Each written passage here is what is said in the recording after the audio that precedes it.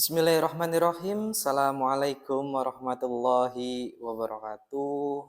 Salam sejahtera untuk kita semua, rekan-rekan CPL dimanapun berada ya. Baik, pada kesempatan kali ini baru upload lagi ya channel Carta Politika and Law ini setelah sekian lama tak mengupload teman-teman semuanya ya. Baik, teman-teman, pada kesempatan kali ini saya ingin berbagi informasi walaupun memang sudah terbilang telat ya, ataupun sudah banyak yang tahu pula mengenai seleksi anggota Bawaslu Kabupaten Kota, teman-teman ya. Ini saya sampaikan berdasarkan pedoman pembentukan ataupun pedoman seleksi anggota Bawaslu Kabupaten Kota dalam masa jabatan tahun 2023 sampai 2028. Tentu hampir setiap semua daerah melaksanakan perekrutan Bawaslu Kabupaten Kota. Tapi nggak semua daerah melaksanakan perekrutan ya. Salah satunya di Provinsi Jawa Barat itu hampir semua kabupaten kota dari 27 jumlahnya itu melaksanakan seleksi ya. Tapi nggak tahu juga di daerah yang lain apakah sama atau enggak. Cuman ini berbagi informasi teman-teman ya. Oke, berdasarkan dari pedoman ini ada jadwal ya rekan-rekan semuanya. Dan kemudian pula dalam kesempatan ini saya sampaikan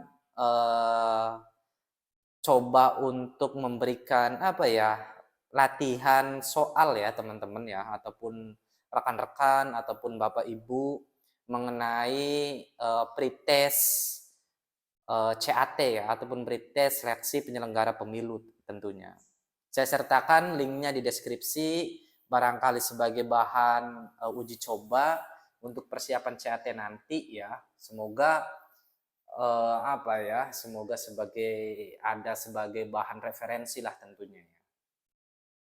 Oke, di sini seperti biasa link saya sertakan di deskripsi. Kemudian ada password, silakan password yang pertama Bapak Ibu ataupun rekan-rekan CPL masukkan kata ataupun kalimat pe ya, itu password yang pertamanya.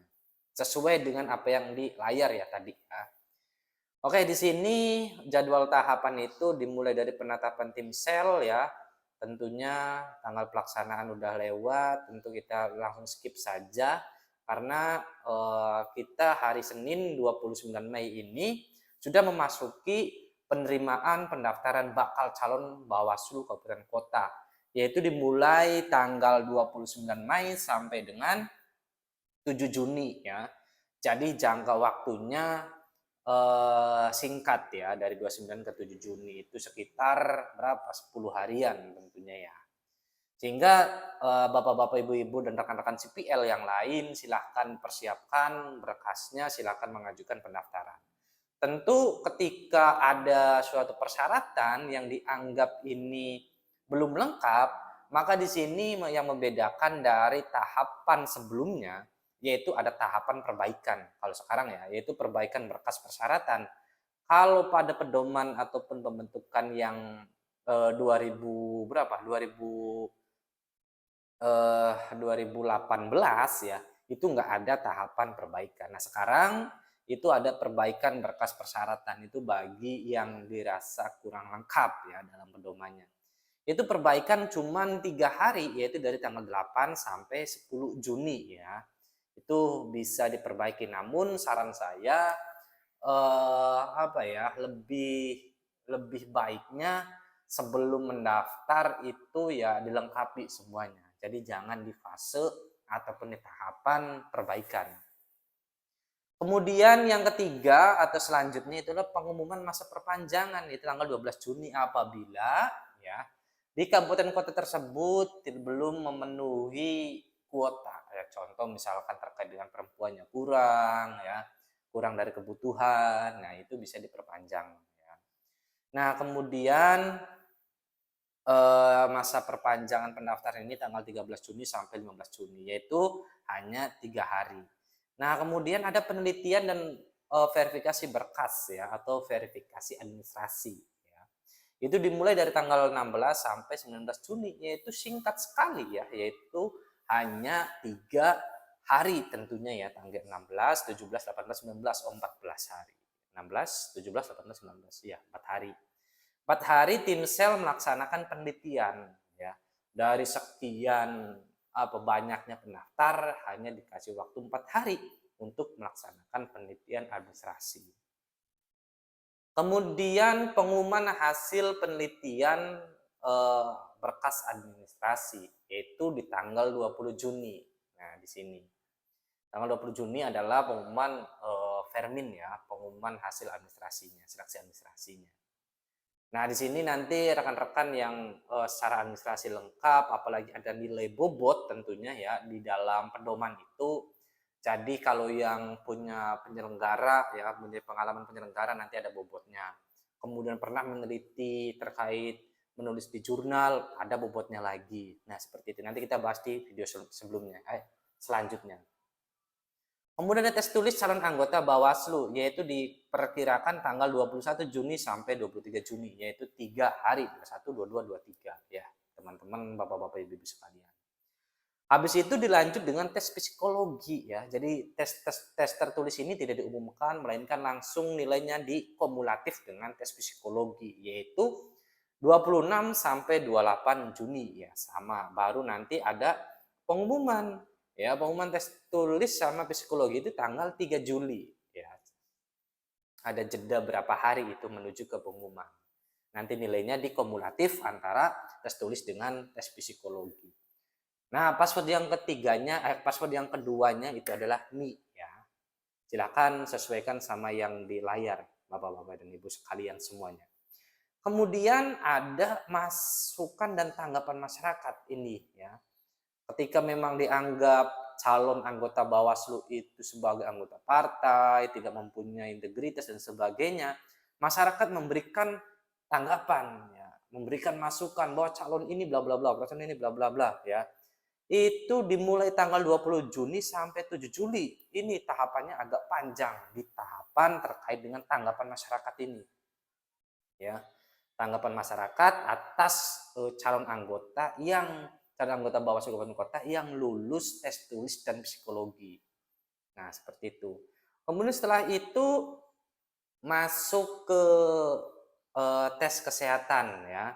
Tes kesehatan dan tes wawancara calon anggota itu nilainya dikumulatif ya, Bapak-bapak, Ibu dan rekan-rekan sekalian. Kemudian setelah itu baru pleno tim sel ya. Pleno tim sel ini menentukan siapa aja ini yang lolos dari tes kesehatan dan tes wawancaranya. Jadi di sini tes wawancara oleh tim sel ya, yang saya pahami dalam pedoman ini ya.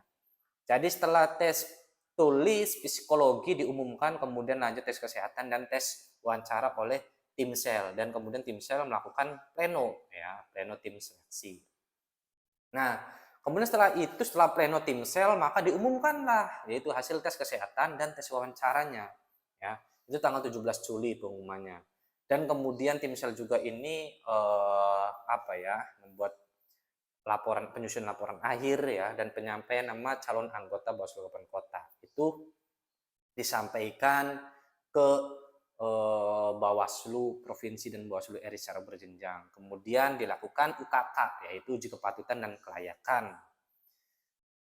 Dan kemudian yang terakhir, pleno penetapan nama terpilih. Kalau menurut saya UKK ini yaitu sebagai UKK itu dilaksanakannya di provinsi atau di RI ya, tapi kayaknya di provinsi itu. Setahu saya itu Bapak-bapak, Ibu dan rekan-rekan semuanya ya. Barangkali ada salah bisa dibenarkan melalui kolom komentar. Oke, password yang ketiganya itu adalah Lihan ya. Password yang ketiganya adalah Lihan. Nah, setelah diplenokan penetapan nama terpilih diambil 5 besar ya. 5 besar siapa saja yang dianggap lolos ya. Siapa yang dianggap cakap 5 orang ini, maka kemudian diumumkan sebagai calon anggota Bawaslu terpilih, yaitu tanggal berapa? Tanggal 12 Agustus ya. Seingat saya Bawaslu Kabupaten Kota yang sekarang sedang menjabat itu per 15 Agustus ya, titi mangsanya itu. Sehingga 15 Agustus itu bagi Bawaslu Kabupaten Kota yang sekarang duduk itu selesainya sampai tanggal 15. Maka tanggal 16 itu untuk melanjutkan ke estafet kepemimpinan atau estafet roda organisasi pengawasan, itu ya harus ada pada tanggal 16 Agustus sekurang-kurangnya ya, sehingga biar jangan ada kekosongan di lembaga pengawas pemilu ya, seperti itu. Kemudian password yang keempatnya itu adalah 2024, angka nolnya diganti O. Oke, mungkin itu saja rekan-rekan yang bisa saya sampaikan. Kurang dan lebihnya mohon maaf apabila ada salah kata dan salah penyampaian, itu tentu datangnya dari saya. Mari kita belajar bersama, duduk sama rendah, berdiri sama tinggi. Apabila ada perbedaan silakan sampaikan di kolom komentar.